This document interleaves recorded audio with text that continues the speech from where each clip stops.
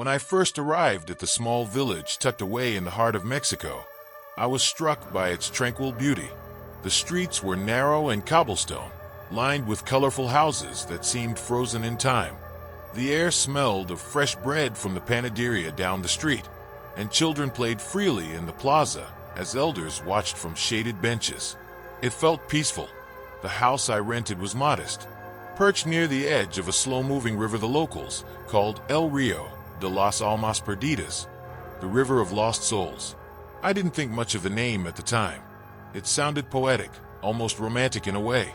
The house itself was charming, with its red-tiled roof, whitewashed walls, and a small garden overrun with wildflowers. But the real selling point, at least for me, was its solitude. I came here for work, a research project that required quiet and focus, and this little slice of paradise seemed perfect. The villagers were friendly but distant, offering polite smiles and murmured greetings whenever I passed by. It wasn't until I mentioned my house by the river that their expressions changed. Their smiles faltered. Their eyes darted away. One older woman, her face weathered and kind, finally broke the silence. "You mustn't go near the river at night," she said in Spanish, her voice low and grave. "Ella camina alley." "Who walks there?" I asked, curious but amused by her tone. She hesitated before answering. "La Llorona." I had heard of her before, a ghostly figure from Mexican folklore, a grieving mother doomed to wander the earth in search of her drowned children. It was a story I associated with campfire tales and urban legends, not something to be taken seriously. When I laughed and brushed it off, the woman's expression turned stern. "She is real," she said. "You will hear her cries. Do not follow them. And whatever you do, do not answer."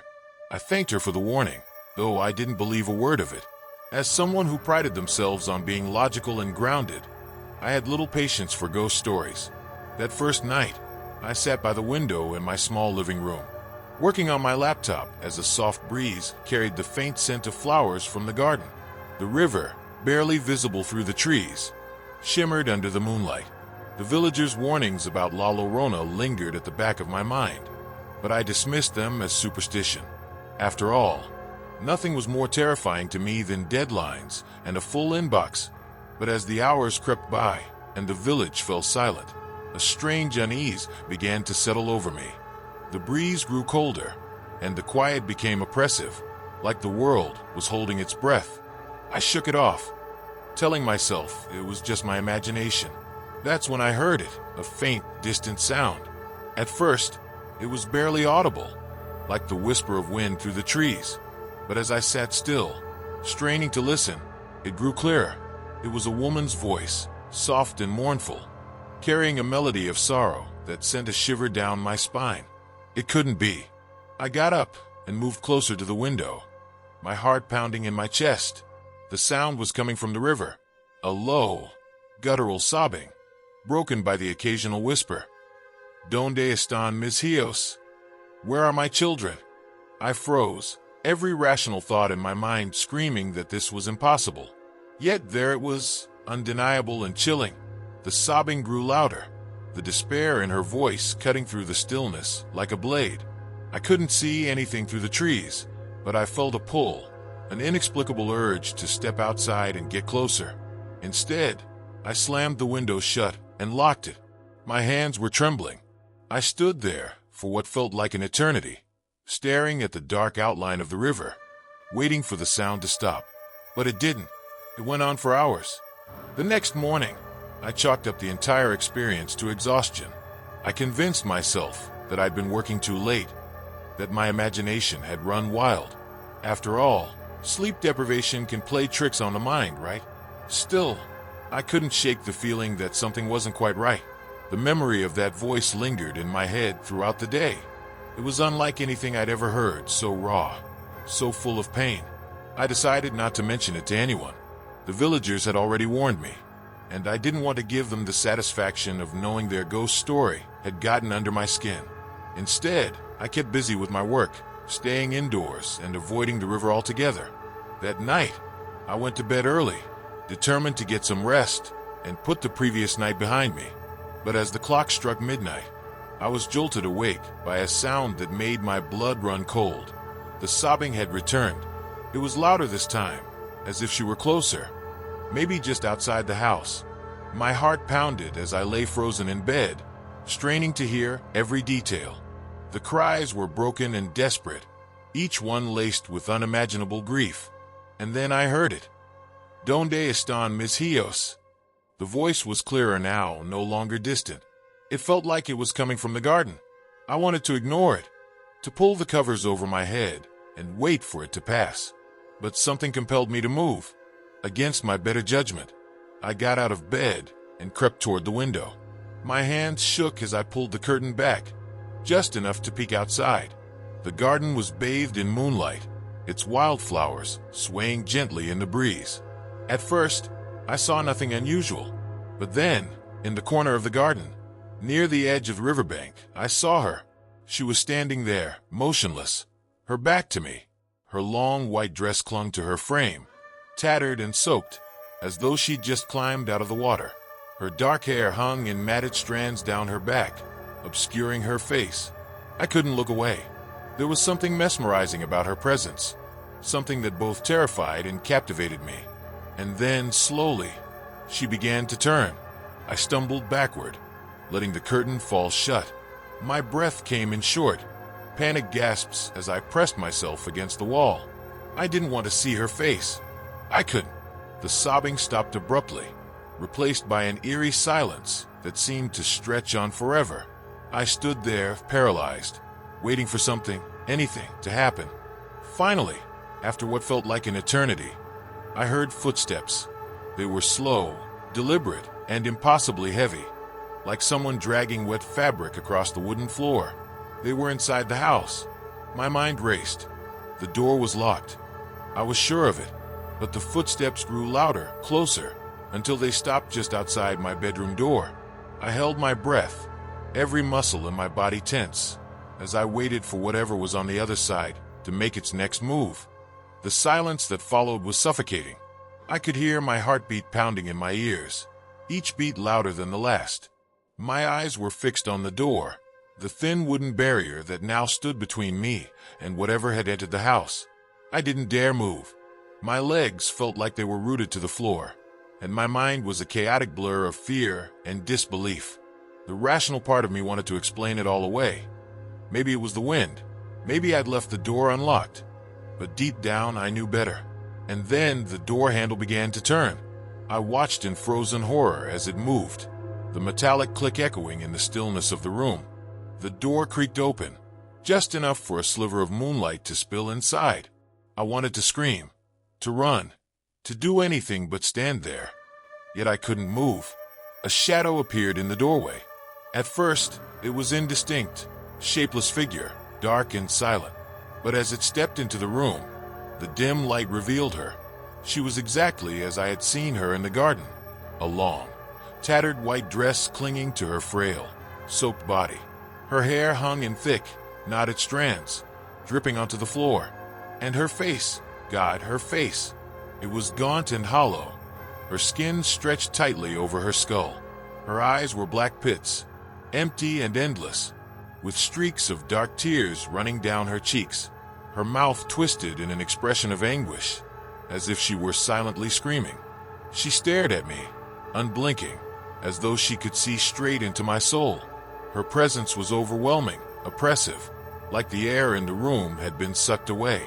I tried to back away, but my legs refused to obey. My breathing grew shallow, each breath more desperate than the last. She took a step closer, her movements slow and deliberate, and I could hear the wet squelch of her feet against the wooden floor. Then she spoke. "Donde están mis hijos?" Her voice was unlike anything I'd ever heard. It wasn't just a sound. It was a feeling, a deep, resonating sorrow that seemed to seep into my very bones. I don't know," I stammered, the words barely escaping my lips. Her head tilted slightly, as if studying me, and for a moment, the room seemed to grow colder. Her hollow eyes bore into mine, and I felt an overwhelming wave of despair, as though I could feel the weight of her grief. I wanted to close my eyes, to block her out, but I couldn't look away. She took another step forward, her outstretched hand trembling as it reached toward me. Her long, skeletal fingers were pale and waterlogged, the nails cracked and jagged. And then, as her fingers were mere inches from my face, she let out a scream. It was deafening, a sound so piercing and raw that it felt like it could shatter glass. I clapped my hands over my ears and fell to the floor, curling into myself as the scream seemed to echo endlessly. It wasn't just a scream of anger. It was pure, unrelenting sorrow, the kind that burrowed into your mind and refused to leave. When I finally dared to look up, she was gone. The room was empty, the air still and heavy. The only evidence of her presence was the faint sound of sobbing fading into the distance and the wet footprints leading out of the room and down the hall. I stayed on the floor for what felt like hours, too terrified to move. Eventually, the first rays of dawn crept through the window, and I mustered the courage to get up. Every part of me ached, my body exhausted from the terror of the night. But when I stepped into the hallway, I froze. The footprints didn't stop at the front door. They led all the way back to my bed. I stared at the muddy footprints leading to my bed, my mind racing. The realization sent a shiver down my spine. She had been standing over me as I slept. My breath hitched, and I backed away, bumping into the wall. The thought of her towering over me in the dead of night, watching, was almost more terrifying than the encounter itself. The daylight offered little comfort. The village was awake now, and life carried on as usual outside. I could hear children laughing in the plaza, roosters crowing in the distance, and the sound of someone sweeping their porch. But I felt disconnected from it all, like I was trapped in a separate, darker reality that no one else could see. I spent the day in a haze, jumping at every small noise and avoiding my reflection in mirrors, fearing I might see her there. I kept the curtains closed, unwilling to look at the river. But as night approached, a gnawing sense of dread consumed me. I couldn't stay in the house another night. Whatever was happening, I needed answers. Desperation overrode my fear, and as the sun dipped below the horizon, I made a decision. I would confront her. I don't know what I expected to accomplish. Maybe I thought I could reason with her, or maybe I just wanted to prove to myself that she wasn't real. Either way, I found myself walking toward the river at midnight, armed with nothing but a flashlight and my phone to record whatever happened. The night was unnaturally quiet. Even the usual chorus of crickets and distant barking dogs was absent, as if the world itself was holding its breath. The river shimmered under the moonlight, a thin layer of mist clinging to its surface. I stood there for a long moment, scanning the area with my flashlight. The beam cut through the mist, illuminating the twisted branches of trees and the uneven ground. I called out, my voice trembling despite my attempts to sound brave. "Is someone there?" For a moment, there was nothing but silence. Then, faintly, I heard it, the sobbing. It started as a low, muffled sound, but it grew louder with each passing second, echoing through the stillness of the night. My chest tightened, and every instinct screamed at me to run, but I stayed rooted to the spot. The mist began to thicken, swirling around the riverbank as if alive. And then I saw her. She emerged from the mist slowly, her movements unnaturally fluid, like she was gliding rather than walking. The white dress clung to her body, soaked and torn, just as before. Her long hair hung down her back, and her head was tilted forward, obscuring her face. "Donde están mis hijos?" Her voice was soft but sharp, cutting through the night like a blade. I don't know," I stammered, my voice barely above a whisper. She didn't respond, but she continued to move closer. My flashlight flickered, and for a brief, horrifying moment, the beam illuminated her face. Her hollow eyes were filled with anguish. Her mouth twisted into a grotesque wail. Her jaw seemed to unhinge unnaturally wide as she screamed, the sound reverberating through the air with a force that made me drop the flashlight. I stumbled backward, my phone slipping from my hand as I scrambled to get away.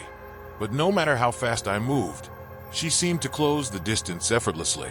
Her outstretched hand reached for me, skeletal and dripping, her nails cracked and jagged. "Dame mis hijos." "Give me my children." The words echoed in my ears as I tripped and fell to the ground. Her shadow loomed over me, and I felt the icy grip of her fingers brush against my arm. It was like being touched by death itself, cold, unyielding, and absolute. Summoning every ounce of strength I had left, I pushed myself up and ran. I didn't look back, too afraid of what I might see.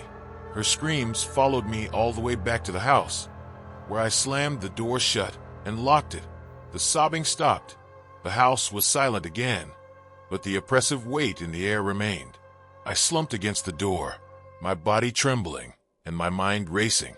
And then I heard it, a faint, wet dragging sound coming from the hallway. My heart sank as I realized she had followed me home again. I couldn't breathe. The dragging sound grew louder, closer, each wet scrape against the floorboards like a dagger carving into my sanity. My back was pressed against the front door, and I clenched my fists, trying to will myself to move. But fear had rooted me in place. Then the sobbing began again. It was soft at first, almost like a whisper, but it was inside the house now. I squeezed my eyes shut, hoping, praying that it would stop, that I was imagining it. But when I opened them, the hallway ahead of me was no longer dark. A pale, flickering light spilled out from the living room, illuminating the corridor. It wasn't the warm yellow glow of a lamp or candle. It was cold and unnatural, casting long, distorted shadows on the walls. And then she appeared. She stood at the end of the hallway, her figure distorted by the strange light. Her head was tilted at an unnatural angle, her hair hanging down like a curtain of black water. Her hands hung limply by her sides, her fingers twitching, dripping water onto the floor. "Donde están mis hijos?" The question was louder now, filled with anguish and accusation. She took a step forward, and her wet, skeletal feet left dark stains on the floorboards. I couldn't answer her. My voice was gone, swallowed by the sheer terror that gripped me. She moved closer, each step slow and deliberate, her hollow eyes locked onto mine. I stumbled backward, my hands scrambling for the doorknob. I didn't care where I went. I just had to get out of the house. But before I could open the door, she was right in front of me. Her face was inches from mine, and I could see every horrifying detail. The deep, black voids where her eyes should have been. The streaks of dark tears carved into her pale, sunken cheeks. Her mouth hung open, her jaw unhinged, as though she were silently screaming. "Dame mis hijos," she whispered, her voice sharp and venomous. "I don't have them," I finally managed to choke out. "I don't know where they are." Her expression twisted into one of rage, and she let out a wail, so piercing that it rattled the walls. I felt a cold force slam into me, knocking me to the ground. My vision blurred as I hit the floor, the world spinning around me. When I opened my eyes, the light was gone.